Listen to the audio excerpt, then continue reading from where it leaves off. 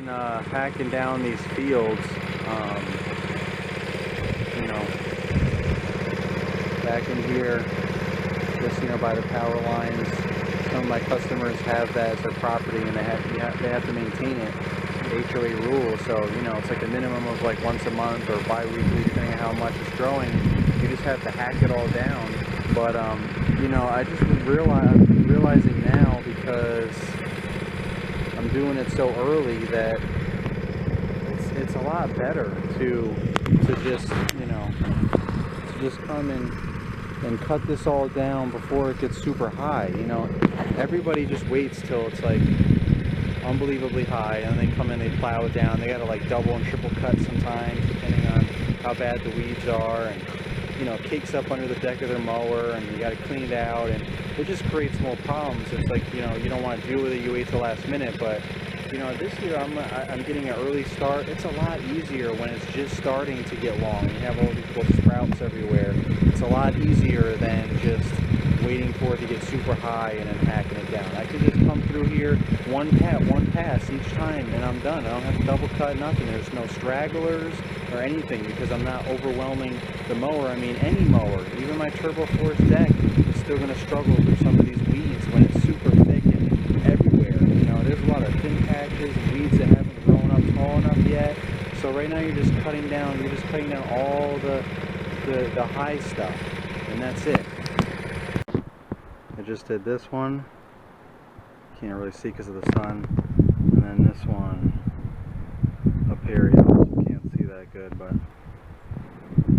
at any rate, the point is, I just came here to give one customer an estimate, and another customer wanted me to give them an estimate. So they both wanted me to do it on the spot, because they liked the price that I gave them. So I got just banged out two more weekly accounts, and this is the neighborhood here.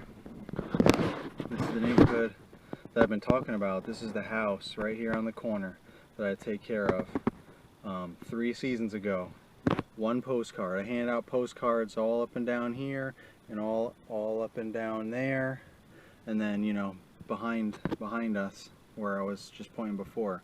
And this is the only house that called me back from that postcard. And now I have all these yards, counting these two that I just got. That's 9 yards. So now I have 9 yards in this one neighborhood, and you see how small it is.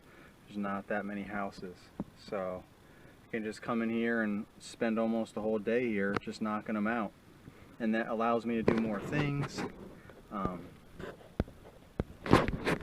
That allows me to do more things for them, you know, like that house I just pointed to, the first house that I ever got. You know, she's got small little mulch beds, quick and easy for me to put fresh mulch down, trim the bushes that she has that aren't that big, aerated and seeded for her. The only thing I don't do is treat her yard, because she has one of the major companies in our area do it, which is perfectly fine, because most of my customers have them, and they do a fantastic job, and they keep their lawns, you know, green and high, and I cut them nice and stripe them good. It's better job security for me. They do a great job, so I don't need to worry about it. But yeah, so if I have all these yards close together, I can do more for them instead of having to worry about packing everything back up and driving to some other town, some other neighborhood on the other side of town or something. I can just go ahead and knock out more stuff. So, you know, it's just patience. That's what it comes down to. Like I said, I had that 1 yard 3 seasons ago, and then last season I got a bunch more, and then this season just started last week for me anyway, mowing, and you know, I've already gotten 2 more customers, new customers in this neighborhood. So I feel very humbled by it, and I'm glad that I am sticking to keeping tight roots, you know, building density in these neighborhoods. I'm glad that I got rid of some clients that were too far away and not very profitable for various reasons. You know, I did that over the winter, so they had enough notice to try and find someone else. So now I have room in my schedule to pick up these extra yards to keep growing in these neighborhoods. So, and I'm also glad that I have my pricing plan down pat. I have my pricing for all these yards already, because I handed all the postcards out 3 years ago. So I know, you know, so there were some houses still being built at the time. So obviously there's some newer houses here that weren't there 3 years ago, but they're all relatively the same. Some of them on this side have slopes, and on this side they have an uphill, but that's not even really part of their property over there, so I don't even have to worry about it in their backyard. It's this side that I know has slopes, so I have to charge a little extra for the slopes. So, you know, the one house further back there, you know, I charged, you know, one price, and he's got a corner, a lot on the end, so he's got a lot more grass to mow, and he's got a slope in the back. And this customer right here, you can see possibly there's a, yeah, she's got a slope on the side and she's got a slope in the back, but she doesn't have that much grass going around. She's got a much smaller lot. You know, even though she's got this end here, her lot still ends here, and all this is just common area, the woods and all that there, and that random grass.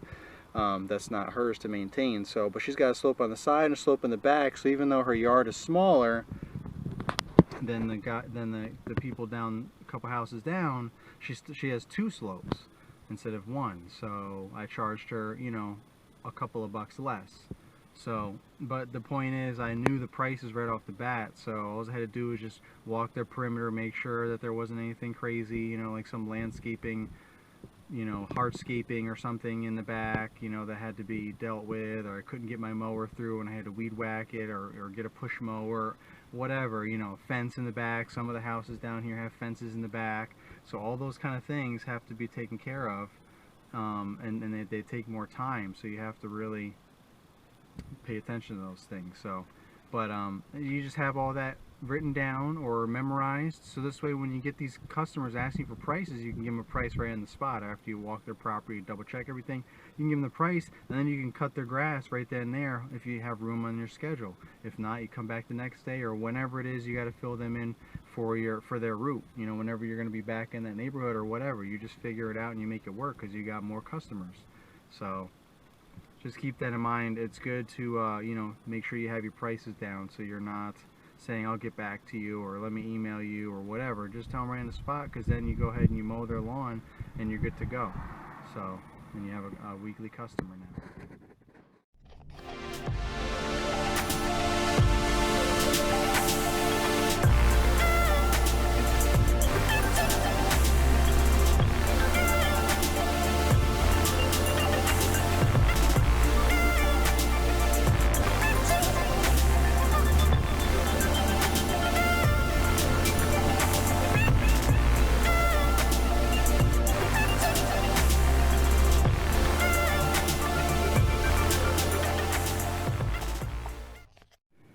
On a side note, what's up with the weather?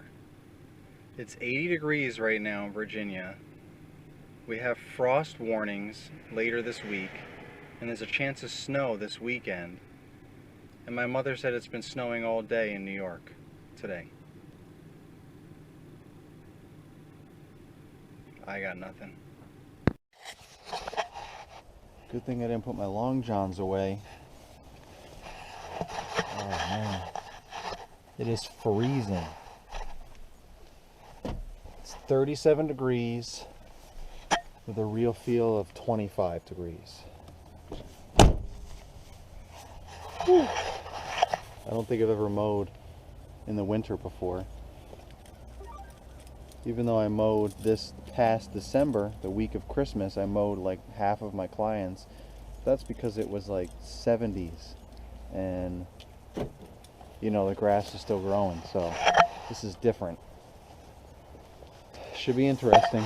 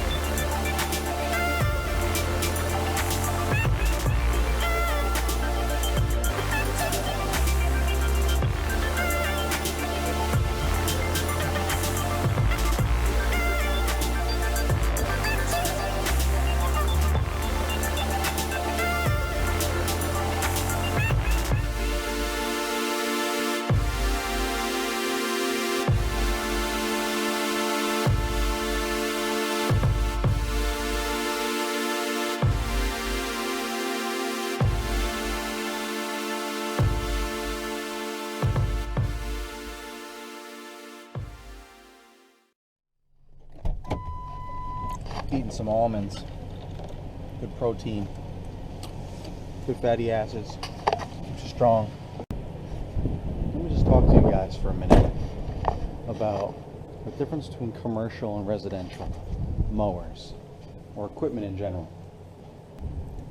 A commercial walk behind mower that's going to last, and I have a residential push mower because I only use it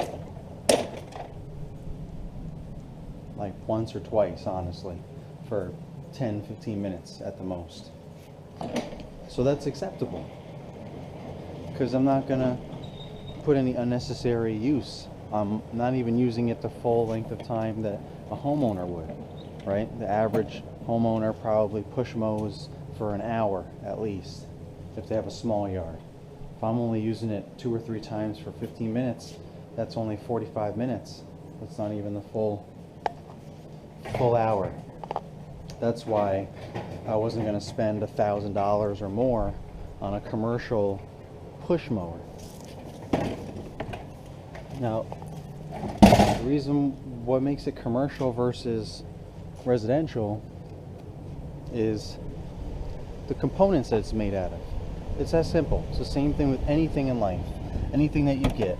If you get the professional version, the commercial version, you're going to have components that are going to last. You're going to have rust resistant or rust proof parts that are going to last and not fall apart. The engine's going to be a little bit more powerful and built better to last. The wear and tear. And a lot of times, if you notice, you know, if you look at a Toro residential mower that's in Home Depot, you compare it to the same exact mower, Toro mower at a dealer, that's the commercial version, they look almost identical, but they add stuff to it. They put bars around the engine because they know there's going to be more wear and tear, and you're going to be banging into stuff potentially. It's going to be on the trailer. Things are going to bump into it, so they're going to protect the engine, possibly protect the muffler if there is one. So there's going to be more heavy-duty quality components so that it's built to last. It's going to be made out of thicker metal. The deck is going to be made out of thicker metal, and all of the bolts are going to be made out of different material that is going to last longer and not rust immediately. Versus the residential push mowers and zero turns for that matter, they're all going to be made of thinner metal and different bolts and components that aren't going to last as long because they're not meant to. So when I first started out, I was like, you know, I didn't know the difference. Like, why is there these sit-down Toro zero turns at Home Depot for half the price as the same as a smaller deck size commercial Toro mower? You know, I could get a 60-inch Toro sit-down zero turn at Home Depot for like $5,000 or whatever it is, something similar to that. And it's like, and the 60, you know, like a 52-inch or a 48-inch sit-down zero turn commercial Toro is like $10,000. It's like, wow, why is it double the price for a smaller deck size? You know, I had no clue when I was doing this part-time, and I was just starting to get the wheels turning. I had no idea. And then I went to a dealer, my local dealer, for the first time, saw all these mowers outside, and I got lucky enough to have the opportunity to speak with a gentleman that has been in the business his whole life and just recently retired and now is a salesperson at the dealer. And he's been sort of a mentor to me. And he's been very helpful and very generous. And he spent a lot of time with me out there that day, talking to me. I told him what I wanted to do and what I wanted to start getting involved in and starting my own business and everything. He gave me a lot of tips, but he really broke it down, the difference, commercial versus residential, and why you need to get commercial. And it's exactly what I just told you. It's all about the components and how many times it's meant to be used. So if a push mower is meant to last, a residential push mower is meant to last 5 years, you're using, you know, an average an hour to 2 hours a week. Just think, the more you increase that frequency, the less years you have of a warranty. You know, you're going to cut that in half if you double it. If you use it 4 hours, 4, 5, 6 hours a week, now you've just cut that warranty in half, basically, if you want to think of it that way. So now that your mower is probably going to last 2 or 3 years without something breaking down. And I'm not talking about replacing spark plugs and doing oil changes and filter changes. That's all regular stuff that you would do as a homeowner anyway.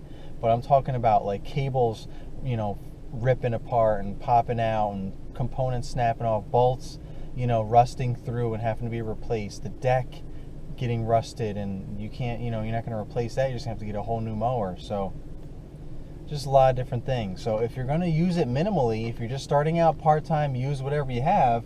And if you're only going to be using a push mower for a couple of yards here and there each week, you know, for like less than an hour, then that's perfectly fine to get a residential push mower, in my opinion.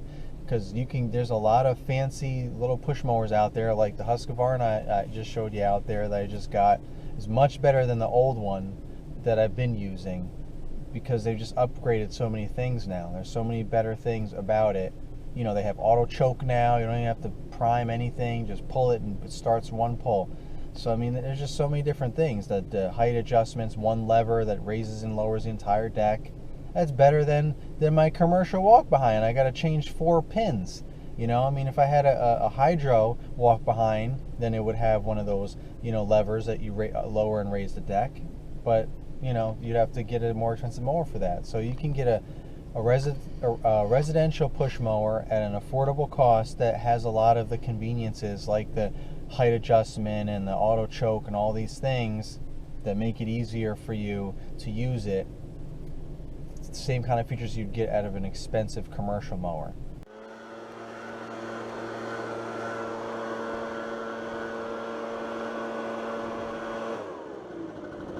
A little 2-for-1 special, not too shabby.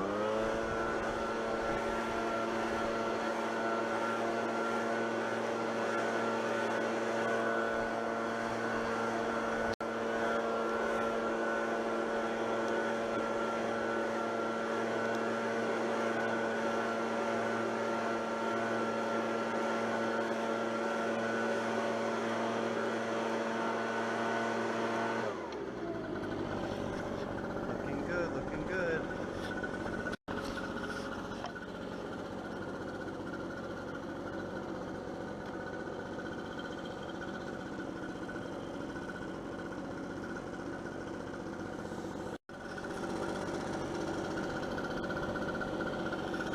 I renovated this last fall. It's coming in pretty good so far.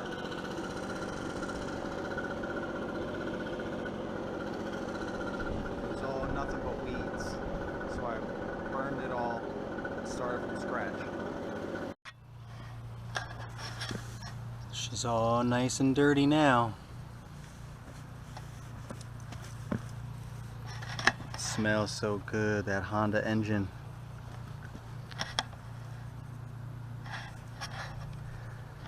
I got a foot cramp, man. So this has never happened to me in 3 years. What am I, dehydrated? Like I haven't been dehydrated before? 100 degrees in the summer? It's not even hot. I need to eat more bananas. I haven't ate any of those in a while, that's for sure. I don't know, but I don't normally get foot cramps, so I gotta go. Gotta walk this one out.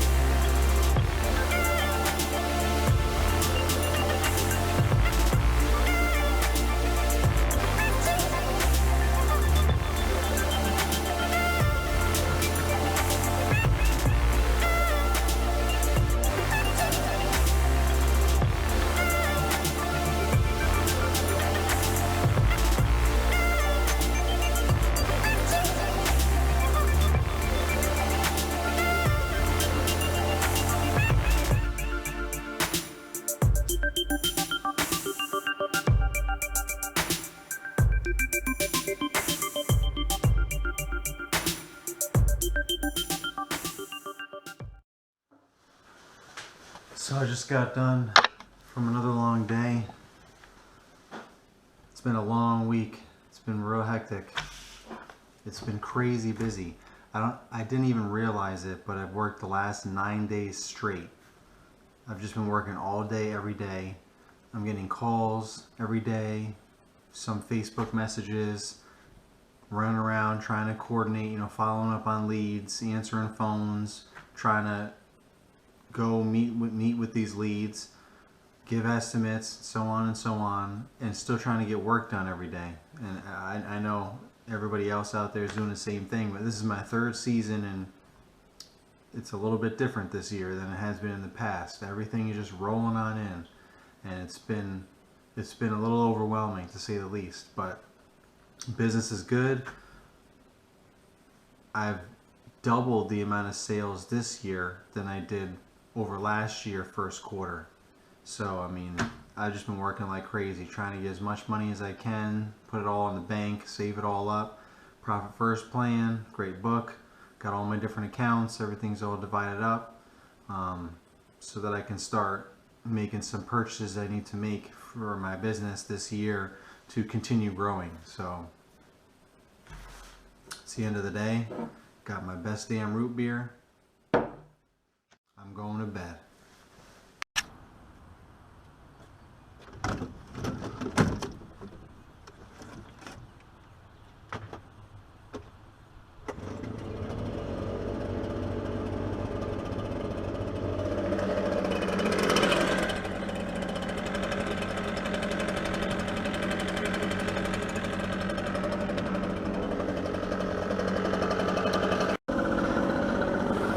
Edges nice and clean.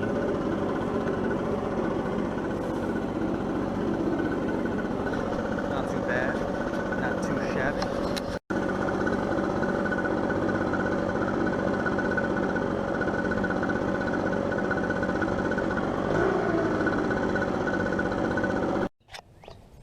You know me and my innovational ideas. Love them or hate them, it is what it is. It gets the job done for me. But this is my little satellite setup here, my little mobile station. Got my spreader hooked on in the tailgate there. Got the top down. This ain't going nowhere. Got it down. Got to take my my hitch off so that it comes down enough, nice and secure. I wrapped some electrical tape around here so it doesn't get all scratched up or whatever. Not a big deal, just a precautionary measure. And I put the strap on here also, more just for show. I mean, it definitely straps it down, but this wouldn't go anywhere even if this strap wasn't on it anyway. All the weight is pulling down on it, and then this is on it. I already tested it before. It doesn't budge. So this strap is really more for like people driving behind me, so they don't freak out. They see the strap and they're like, oh, that ain't going anywhere. So it is what it is. I do have my applicator's license. I got that over the winter, so good to go. Not that anyone ever really cares or asks. No homeowners even know. They don't even know what that is, so they just assume if you're offering this service that you know what you're doing. So you should know what you're doing if you are offering the service. If you're doing it commercially, you should get your applicator's license. There's some stuff that I learned in there through the process that I didn't even know. So, homeowners wouldn't know these things. You have to actually go through the process and get certified and then get your license. So, well, yeah, sometimes customers do contact me. They want me to do some, some fertilization and stuff for them. Especially if I aerated and seeded. I like to do follow-up treatments, in the spring to give the new grass another boost, which is what you should be doing. And that's it. So that's what I'm going to do real quick, and then I'll be done for the day. So, finishing out the week. Short day today.